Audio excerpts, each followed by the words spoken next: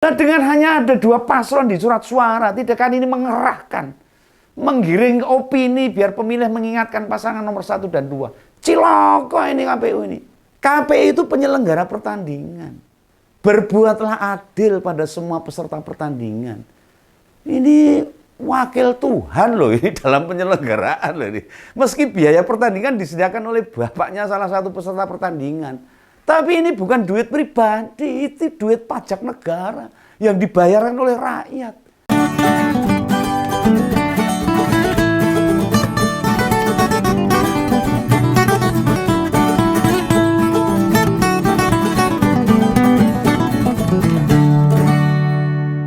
Halo, ngompol lagi bersama Om Begawan, Ngopini Politik.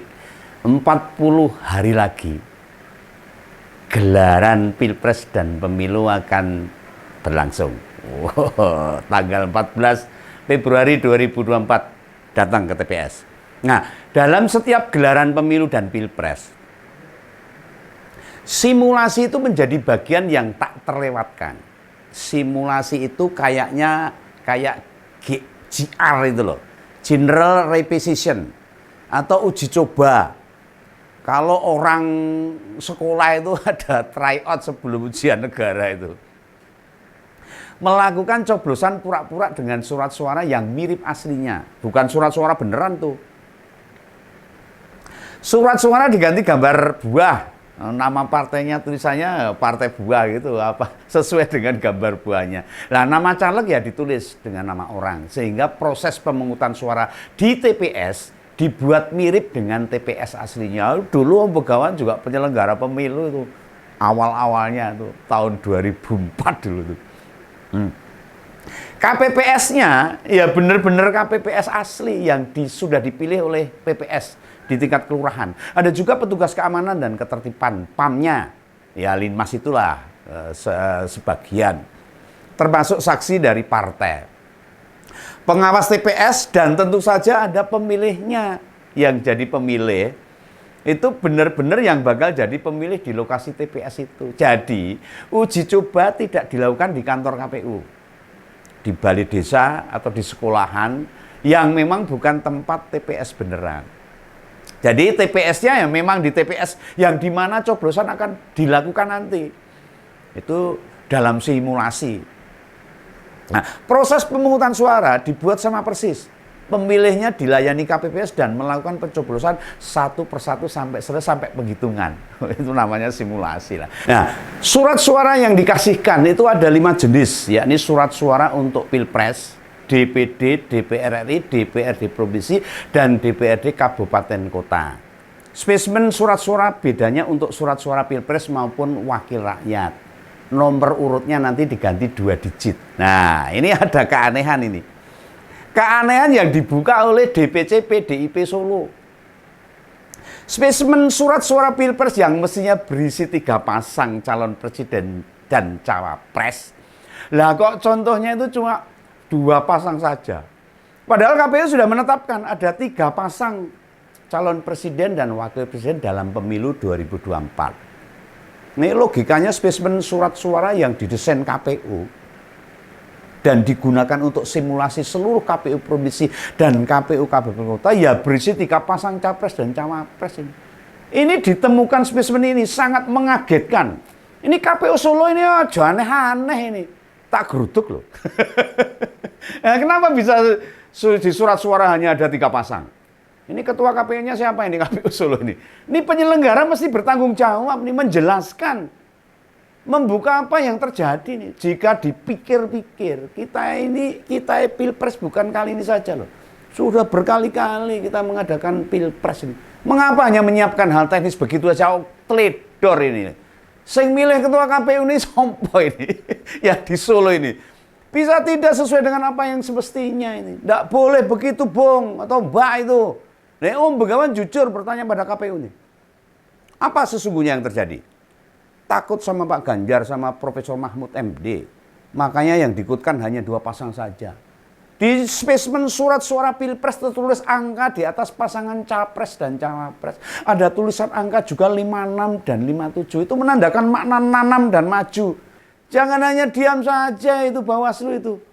Lah mau dicontoh surat suara itu gak ada foto capres dan cawapres. Kenapa sih menampilkan 3 pasang tidak dilakukan? Mau beralasan apa penyelenggara pemilu itu? Ini kesalahan fatal ini KPU Solo ini. Ini masyarakat bisa marah loh ini. Ini alasan efisiensi katanya. Supaya kertasnya nggak lebih besar. Nggak masuk akal itu. Lah ukuran kertas tetap sama saja kok. Diisi 3 pasangan calon apa nggak bisa? Kan bisa ukurannya foto pasangan capres lebih kecil kan bisa tuh. Kemarin orang KPU pusat ada yang bilang human error. Kesalahan orang. Orang ngandel ini pegawai nggak percaya ini. Ini beneran ini kesalahan teknis ini. Memangnya yang kerja di KPU itu berapa orang? Sebelum dicetak kan harus diteliti dulu, kan ada desain dulu. Dan desain itu pasti diverifikasi berjenjang oleh kasih kabak, kepala divisi, bahkan oleh komisioner yang bidangnya bertanggung jawab mengenai desain surat-suara ini. Harus ada yang bertanggung jawab ini mengenai ini. Masyarakat jangan dibodohin loh ini, jangan ditipu, jangan dibohongin loh ini. Ini berbahaya ini. Apakah ada penguasa, pihak pemerintah atau pihak percetakan surat suara yang berani mengubah desain? Ini Om Bengawan nanya bener ini, serius ini. Bukan nuduh ini. Bisa bedakan nanya sama nuduh loh ini. Lah mau menyediakan contoh surat suara yang isinya 3 pasang capres cawapres luput. Salah ini dan keliru. Repot ini sekelas KPU ini. Bukan sekelas bakul Brambang di pasar Rana nih. Dan ingat loh, yang namanya simulasi itu dilakukan oleh semua KPU kabupaten kota. Artinya meski berita ini muncul dari Solo, di daerah lain ya pasti dipertanyakan juga. Atau bisa jadi ada beberapa daerah belum mengadakan simulasi. Silakan KPU daerah lain yang belum ada simulasi menyiapkan jawaban bila ditanya dari timnya Pak Ganjar dan Profesor Mahfud MD. KPU Solo harus menjawab meskipun yang nyetak bukan KPU Solo. Karena berjenjang itu sama aja. Di Solo itu ada anggota DPRD itu Pak Y.F. Sukasno yang kebetulan bicara ke media. Sudah bilang ke KPU dan dijawab katanya sengaja mencetak dengan hanya 2 paslon.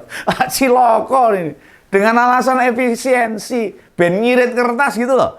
Lah kok cara mereka menjawab terkesan asal mangsuli tok, asal jeplak tok, asal merespon.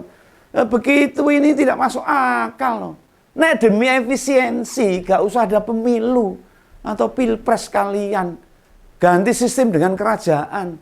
Jadi rajanya ya biar Pak Jokowi terus aja. Dan nanti raja penggantinya ya anaknya Gibran. Begitu sudah jompo ganti dengan raja cucunya. Nah, gimana kalau seperti itu? Kan anggaran pemilu dan pilpres sudah ditetapkan jauh-jauh hari. Duitnya mungkin sekarang sudah dikirim ke KPU-KPU daerah. Tahapan pemilu dan pilpres sudah berjalan kok. Cerita efisiensi, cerita ngirit. Gak nalar ini, gak masuk akal ini. Nah, percetakan surat suara, termasuk surat suara yang untuk simulasi, sudah masuk dalam hitungan anggaran loh. Dan dananya berasal dari APBN loh, uang rakyat loh ini. Contoh surat suara juga dicetak ukurannya sesuai ukuran surat suara aslinya yang nanti akan digunakan di pilpres dan pemilu nanti. Lah apa ukuran surat suaranya dari ukuran HVS atau kuarto atau kecil-kecil. Ayolah, ini para penyelenggara pemilu ini. KPU dan Bawaslu tolong bila ada pertanyaan jawab saja dengan jujur. Ojo ngeles sana ngeles sini. Wah parah ini. Kami rakyat ini bukan orang bodoh ini. Kami rakyat itu ada yang lebih pintar dari panjenengan. Yang bila dijelaskan hanya bisa oh. Kayak orang lagi aja. Ingat ini. Ini bukan curiga. Bukan curiga. Bukan negatif thinking. Atau berpikir negatif aja. Namun berargumenlah dengan rasional, dengan akal. Lah dengan hanya ada 2 paslon di surat suara, tidak kan ini mengerahkan, menggiring opini biar pemilih mengingatkan pasangan nomor 1 dan 2. Ciloko ini KPU ini. KPU ini sepertinya loh. KPU itu penyelenggara pertandingan. Berbuatlah adil pada semua peserta pertandingan. Ini wakil Tuhan loh ini dalam penyelenggaraan loh ini. Meski biaya pertandingan disediakan oleh bapaknya salah satu peserta pertandingan. Tapi ini bukan duit pribadi, itu duit pajak negara yang dibayarkan oleh rakyat. Ya kita semua ini yang bayar ini. Ini bukan nuruti kemauan penguasa loh. Ingat loh ini KPU dan Bawaslu. Pemilu dan Pilpres ajang demokrasi. Jangan rusak demokrasi Indonesia ini yang sudah baik. Ajang bagi rakyat untuk menunjukkan siapa sebenarnya calon pemimpin yang mau dipilih. Artinya KPU hanya memfasilitasi, hanya menyelenggarakan. Nggak boleh mengarah-arahkan, harus netral. Jangan buat masyarakat marah loh. KPU harus menunjukkan integritasnya. Bisa bertindak dengan adil dalam menjalankan mandatnya. Om Begawan jujur nih, agak merasa bau-bau gak sedap nih dari KPU ini. Om Begawan dulu ya penyelenggara, jangan salah. Jadi mau ngapain aja KPU mau berbuat, saya sedikit-sedikit tahu ini. Ini bukan kejadian tidak profesionalnya KPU dalam Pilpres ini. Nah, pas debat Cawapres tuh, si wali kota bebas bergerak kesana kemari dolan dari mejanya, menyalahi kesepakatan, ya nggak ditegur itu sama KPU sama Bawaslu ini. Maunya apa ini? Nah, surat suara di Cina Taipei yang sudah terkirim dan tercoblos duluan, mereka juga nggak bisa jawab. Sekarang giliran suara-suara untuk simulasi juga untuk presiden, ya ada persoalan lagi. Artinya Pilpres tahun ini justru mencerminkan penurunan kualitas penyelenggara. Nah, jika kualitas penyelenggara turun, otomatis tingkat kepercayaan rakyat akan terpengaruh. Dan berdampak pada legitimasi capres yang memenangkan Pilpres nanti berkurang. Sawuran aja lah kalau gitu. Terserah dirimu mau dibawa kemana demokrasi kita ini. Yang jelas, ini saya ingatkan ini. Yang jelas para pendukung Pak Ganjar dan Profesor Mahfud MD tetap solid, tetap yakin bisa menang dalam Pilpres mendatang. Mau dicurangi seperti apapun, mau pejuang-pejuang seperti apapun, kami ini pejuang-pejuang kebenaran. Tidak pernah takut melawan kejahatan. Baik kejahatan pidana, kejahatan pemilu, kejahatan kekuasaan, dan lainnya. Kami tidak pernah takut. Ya itulah pendukung Pak Ganjar dan Pak Profesor Mahfud MD. Nah, begitulah kira-kira ngompol, ngopini politik. Sampai jumpa. Salam Begawan.